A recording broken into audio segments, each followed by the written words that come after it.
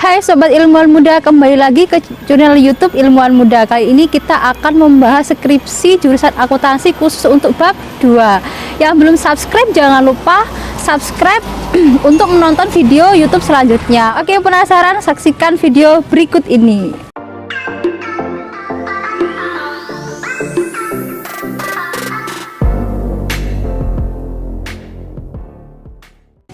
Halo Sobat Ilmuwan Muda, nah bagaimana kabar skripsi kalian? Kemarin kita sudah membahas seputar bab 1. Nah sekarang kita lanjut membahas terkait bab 2 skripsi. Nah bab 2 skripsi jurusan akuntansi. Nah oke, bab 2 sendiri teman-teman ya, biasa juga disebut sebagai tinjauan pustaka atau juga dasar teori. Ada yang menyebutnya studi literatur, ada juga kajian pustaka. Nah untuk bedah skripsi kali ini, bab 2 nya adalah tinjauan pustaka. Ada beberapa poin teman-teman yang perlu diperhatikan di penulisan tinjauan pustaka ini sendiri.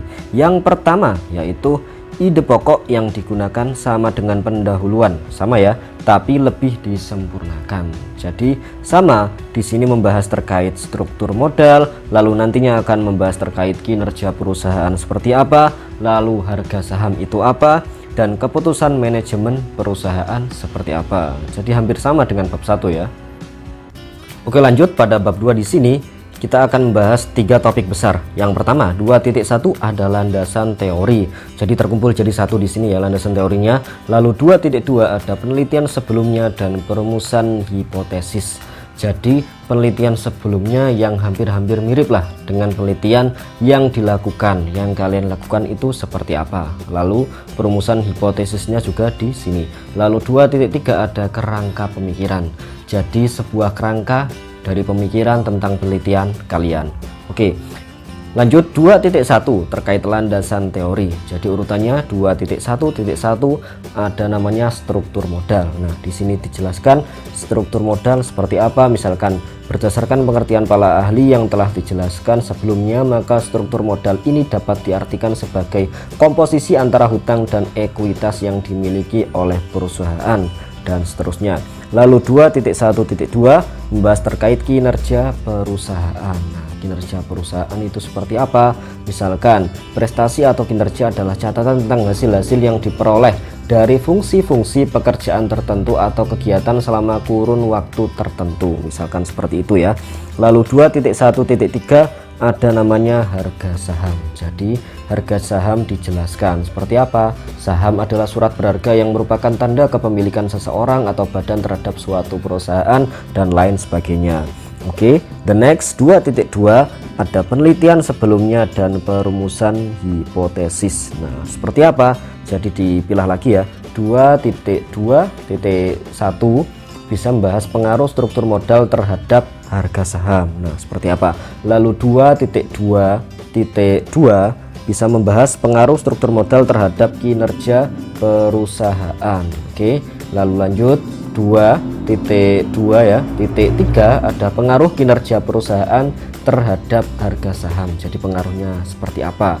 Lalu 2.2.4 pengaruh struktur modal terhadap harga saham melalui kinerja perusahaan. Jadi di setiap subbab tadi ya, karena ini ada kaitannya dengan perumusan hipotesis, dikasih tambahan. Misalkan yang terakhir tadi ya, H4 hipotesis yang subbab keempat, struktur modal berpengaruh terhadap harga saham melalui kinerja perusahaan. Jadi hipotesisnya bisa dituliskan di bab 2 juga seperti itu. Oke, lanjut ke poin 2.3 ada namanya kerangka pemikiran teman-teman. Jadi misalkan seperti ini kalimatnya. Dalam penelitian ini struktur modal dihubungkan dengan kinerja perusahaan dan harga saham ya. Jadi yang pertama struktur modal atau X1 tanda panah kinerja perusahaan dalam kurung X2 karena ada hubungannya ya. Lalu tanda panah lagi harga saham dalam kurung Y. Nah dalam hubungan yang saling terkait ini teman-teman, kinerja perusahaan juga bertindak sebagai variabel intervening untuk menghubungkan variabel struktur modal dengan harga saham. Secara garis besarnya, kerangka pemikiran penelitian dapat digambarkan seperti panah-panah ya tadi, struktur modal, kinerja perusahaan, lalu harga saham, seperti itu. Lalu poin yang harus diperhatikan yang kedua, tadi pertama kan sudah, yang kedua subbab disusun dari umum ke khusus. Nah jadi sama seperti landasan teori tadi, mengarah ke fokus penelitiannya. Yang pertama membahas struktur modal, lalu kinerja perusahaan, lalu diarahkan ke harga saham, seperti itu.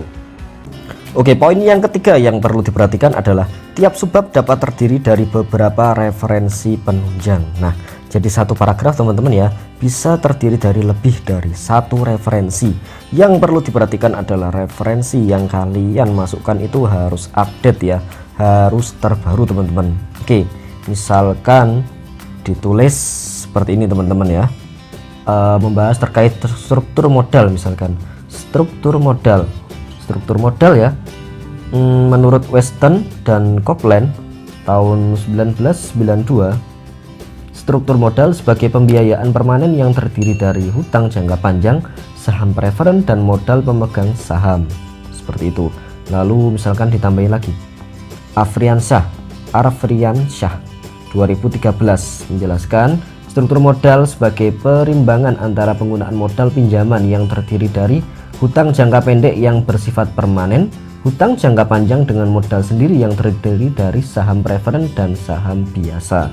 Lalu ditambahkan lagi terkait struktur modal ini, menurut Margareta dan Ramdan tahun 2010, struktur modal suatu perusahaan merupakan gabungan modal sendiri dan hutang perusahaan. Nah, misalkan seperti itu teman-teman. Jadikan ini satu paragraf terkait struktur modal. Bisa kan lebih dari satu referensi. Ini bisa 3 referensi kita masukkan. Oke, lanjut poin keempat yang perlu diperhatikan adalah ubah kalimat dari referensi dengan bahasa kita sendiri ya, dengan bahasa kalian sendiri teman-teman. Yang penting tidak mengubah isi, dan untungnya kita bisa mengurangi plagiasi dari karya yang kita buat, dari skripsi yang kalian buat teman-teman. Jadi misalkan langsung saja kita ke contohnya ya. Contoh kita membahas terkait apa ya, terkait kinerja perusahaan teman-teman. Ini tulisan aslinya misalkan seperti ini teman-teman. Berdasarkan Bernardin ya 2006 menyatakan bahwa prestasi atau kinerja adalah catatan-catatan tentang hasil-hasil yang diperoleh dari fungsi-fungsi pekerjaan tertentu atau kegiatan selama kurun waktu tertentu. Titik. Nah, lalu yang kedua berdasarkan Binangkit 2014, kinerja yang merupakan masalah penting bagi setiap perusahaan sehingga perlu mendapat perhatian, sama seperti resiko yang terdapat dalam operasional, strategis, dan masalah keuangan. Nah, lalu kita ubah kalimatnya menjadi yang pertama ya, kinerja atau yang dikenal dengan prestasi merupakan hasil-hasil yang didapatkan dari fungsi-fungsi pekerjaan atau kegiatan tertentu selama periode tertentu dalam bentuk catatan ya, Bernardin 2006. Lalu yang kedua kalimatnya, bagi setiap perusahaan, kinerja termasuk masalah penting yang harus memperoleh perhatian, sama seperti resiko pada strategis, operasional, dan problem keuangan. Menurut Binangkit 2014. Nah, tetap sama dua ini ya. Oke, kalau kita pisah kalimatnya teman-teman ya, supaya lebih mudah, jadi seperti ini kalimat asli dan kalimat kalian sendiri ya. Untuk kalimat aslinya yang pertama, Bernardin tadi ya, prestasi atau kinerja adalah catatan tentang hasil-hasil yang diperoleh dari fungsi-fungsi pekerjaan tertentu atau kegiatan selama kurun waktu tertentu. Oke, lalu kita ubah menjadi kinerja atau yang dikenal dengan prestasi merupakan hasil-hasil yang didapatkan dari fungsi-fungsi pekerjaan atau kegiatan tertentu selama periode tertentu dalam bentuk catatan. Nah, seperti itu. Coba kalian perhatikan, yang pertama adalah prestasi atau kinerja adalah catatan tentang hasil-hasil. Lalu kinerja atau yang dikenal dengan prestasi merupakan hasil-hasil. Nah, dibalik kinerja atau yang dikenal dengan prestasi lalu merupakan adalah diganti dengan merupakan hasil-hasil yang didapatkan dari fungsi-fungsi pekerjaan atau kegiatan tertentu. Nah, bagian terakhir kan kegiatan selama kurun waktu tertentu. Nah, ditambahkan di sini dalam bentuk catatannya ditaruh di akhir dalam bentuk catatan. Jadi intinya tetap sama kan ya. Oke, lanjut ke kalimat yang kedua teman-teman. Kalimat yang kedua kan seperti ini ya.